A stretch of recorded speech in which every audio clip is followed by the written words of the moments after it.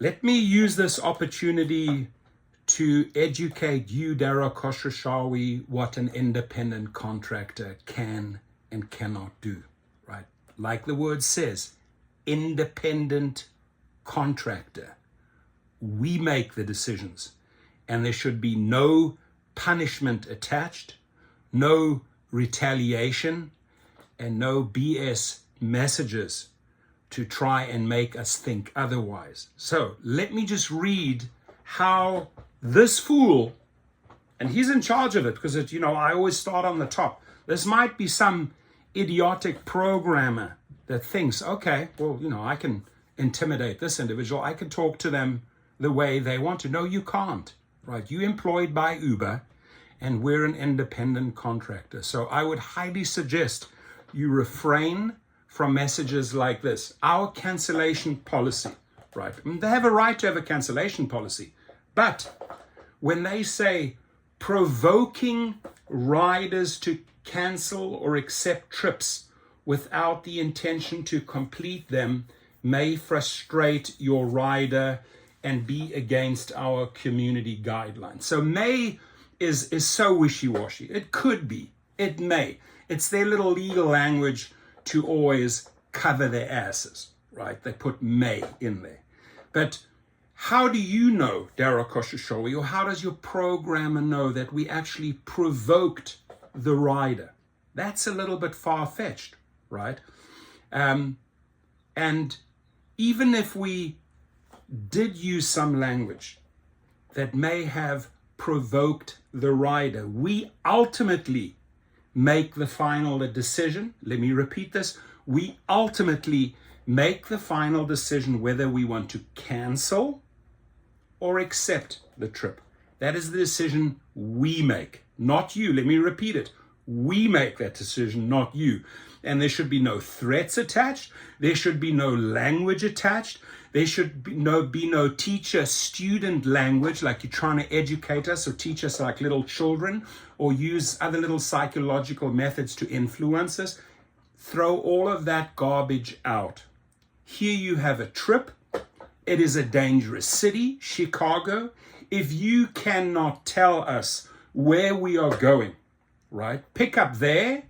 And oh, by the way, we are going to withhold where we are sending you. We make the decision whether we feel safe, if we want to go to that neighborhood, that neighborhood, that neighborhood. That's the independent contractor's decision, Deactivated. And sorry, I have to now talk to you like a little child, because everything that you are orchestrating on your end is a complete, utter scam, because you know that you personally would not drive into that specific Chicago neighborhood. So why are you withholding that information and then thinking, oh, we are trying to provoke the rider to end that trip?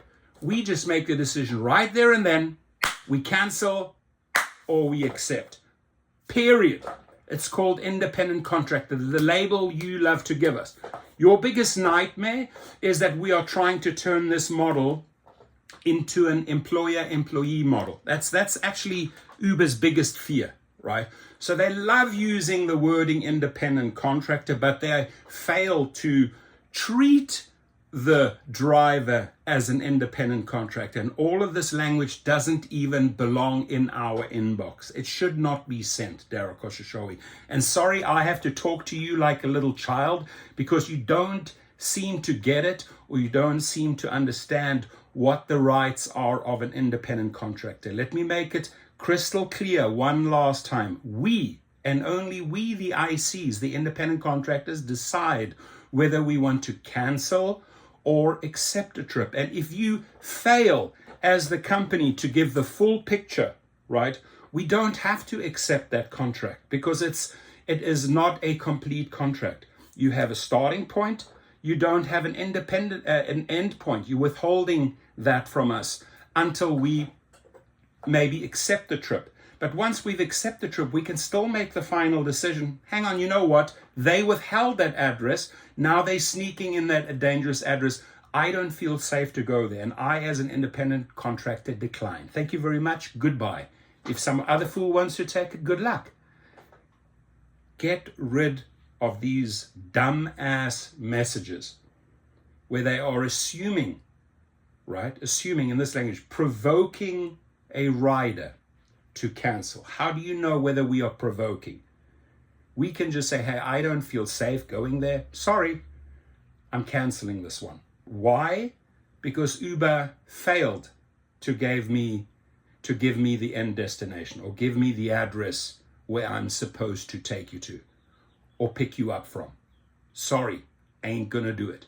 It's as easy as that, ladies and gentlemen. And the more you step into your IC role, the more you actually push back to customer service. Hey, dear customer service, in Manila, Philippines, I need to remind you, do you know what an independent contractor is? You are right now an employee of Uber. You're working in a call center. You're being paid an hourly.